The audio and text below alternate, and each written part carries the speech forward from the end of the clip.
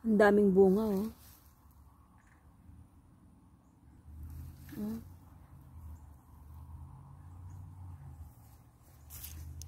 Mamitas tayo.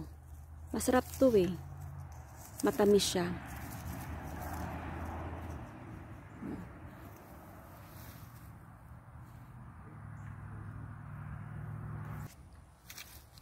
Yan.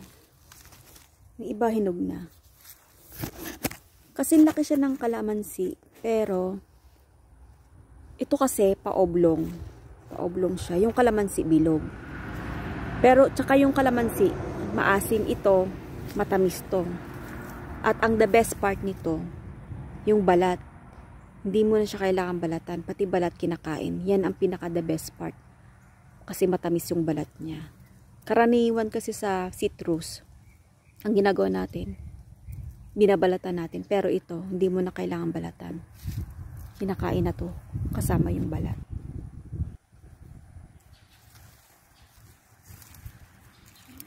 Ayan, may maliit din.